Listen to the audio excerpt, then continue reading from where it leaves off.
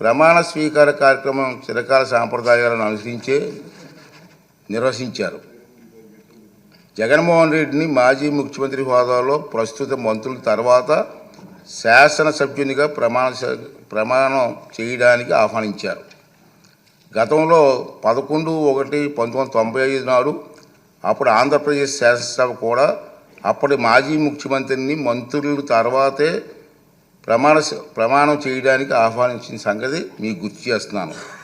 అదేవిధంగా ఆంధ్రప్రదేశ్ 16వ శాసనసభ సభ్యుల ప్రమాణ స్వీకార కార్యక్రమంలో 21/6/2024 జరిగింది. కానీ స్పీకర్ ఎన్నిక మరణాడు అంటే 22/6/2024 నాడు జరిగింది. ప్రతిపక్ష నాయకుడిగా గుర్తింపు ఇవ్వగలిగితే అధికారం కేవలం స్పీకర్కి మాత్రమే ఉంటుంది.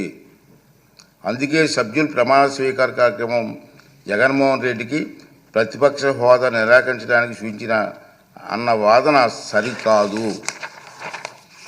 నిజానికి జగన్మోహన్ రెడ్డి వైఎస్ఆర్సీపీ శాసనసభాపక్ష నాయకుడిగా ఎన్నికైనట్టు 26/6/2024 వరకు మా సచివాలయానికి తెలపలేదు. నెంబర్ 1. అలాంటప్పుడు జూన్ 26 కంటే ముందు, అందున స్పీకర్ ఎన్నిక జరగకముందు ప్రతిపక్ష నాయకుడి హోదా గురించి నిర్ణయం తీసుకోవడం సాధ్యమా? ఇది ఒకటి గమనించవలసిన అవసరం ఉంది. ప్రతిపక్ష నాయకుడి హోదా ఎవరైనా అర్హులా కాదా అనేది కేవలం రాజ్యాంగ సూత్రాలు, కోర్టు తీర్పులు, చిరకాల సాంప్రదాయాల ఆధారంగా మాత్రమే నిర్ధారించగలరు. ఆంధ్రప్రదేశ్ వేతనాల పెన్షన్ చెల్లింపు అనర్హతల తొలగింపు చట్టం 1953లో ప్రతిపక్ష నాయకుడి హోదా ప్రస్తావన ఉంది. ఆ చట్టంలో సెక్షన్ 12B ప్రకారం ఎవరైనా ప్రతిపక్ష నాయకుడి హోదా ఇవ్వాలంటే వారు చట్టసభలో సభ్యులై ఉండాలి. 2, వారు ప్రభుత్వ వ్యతిరేక రాజకీయ పార్టీ సభలో నాయకుడై ఉండాలి. ఇది క్లియర్గా ఉంది. 3, ప్రతిపక్షంలో ఉన్న పార్టీకి అత్యధిక సంఖ్యాబలం ఉండాలి. 4, మరీ ముఖ్యంగా ఆ వ్యక్తి సభాపతి ప్రతిపక్ష నాయకుడిగా గుర్తించాలి.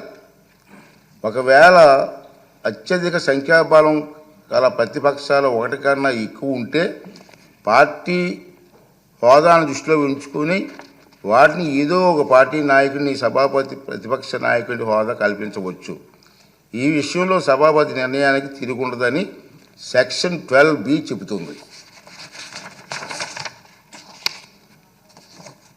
అదే సభ సమావేశంలో కావడానికి అవసరమైన క్వారం కనీసం సమానంగా ఉంటే సభలో మొత్తం సభ్యుల్లో 10ంట 1/10 సంఖ్యాబలం తప్పక కలిగి ఉండాలి. ఈ చరిత్రాత్మక డైరెక్షన్ను పార్లమెంట్లో ఆంధ్రప్రదేశ్ శాసనసభతో సహా అన్ని రాష్ట్రాలు చట్టసభల్లోని పాటిస్తున్నారు. గతంలో ఆంధ్రప్రదేశ్ శాసనసభ స్పీకర్ కూడా ఇలాంటి డైరెక్షన్ను నెంబర్ 56 జారీ చేశారు. ఈ డైరెక్షన్కు మూలాలు రాజ్యాంగం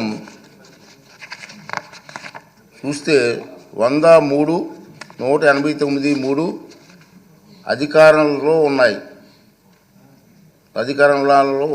చట్టసభల నిర్వహణ కనీసం 10ంట 1/10 సభ్యులు హాజరును వారంగా ఈ అధికారంలో నిర్దేశించారు. ఆంధ్రప్రదేశ్ వేతనాల పెన్షన్ చెల్లింపు అనర్హత తొలగింపు చట్టం 1953 ప్రకారంగా విచక్షణ అధికారాలు వినియోగించే సందర్భంలో స్పీకర్కు మార్గం చూపేది ఈ డైరెక్షనే. ఆంధ్రప్రదేశ్లో 1972-77 మధ్యకాలంలో 5వ శాసనసభను, 1994-99 మధ్యకాలంలో 10వ శాసనసభను ఏ ఒక్క ప్రతిపక్ష పార్టీకి ఎన్నికల్లో కనీసం 10% సీట్లు రాలేదు. కనుక ఎవరికీ ప్రతిపక్ష నాయకుడిగా గుర్తింపు దక్కలేదు.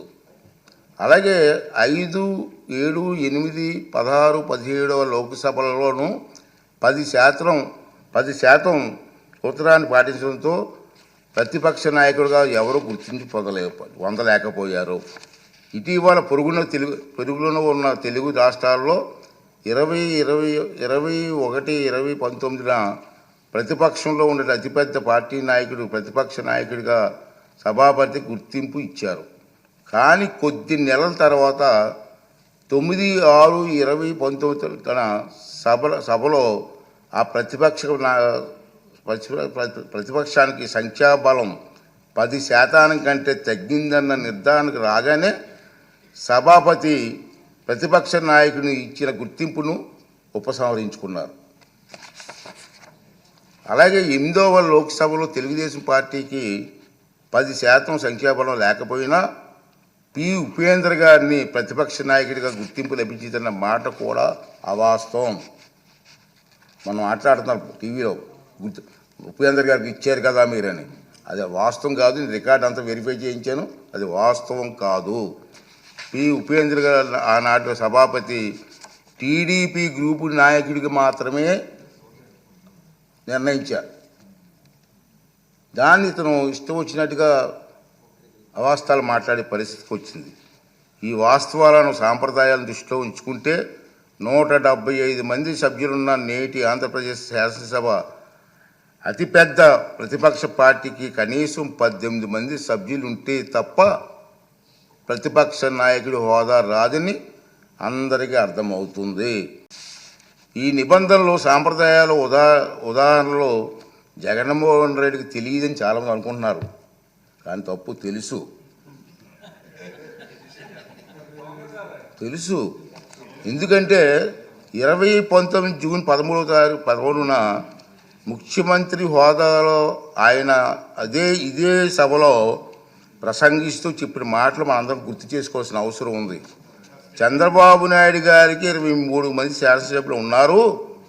ఒక 5 కానీ లాగేస్తే ఆయనకు 18 మంది కూడా ఉండరేమో. ఈ హోదా 17 మంది ఉంటారు.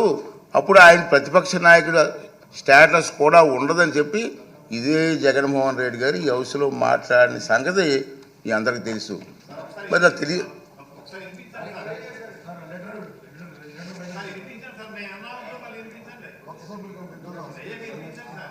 అదే చెప్తాం కదా.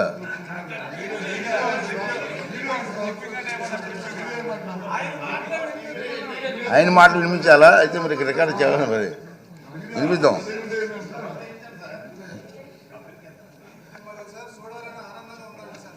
అతనే చెప్పారు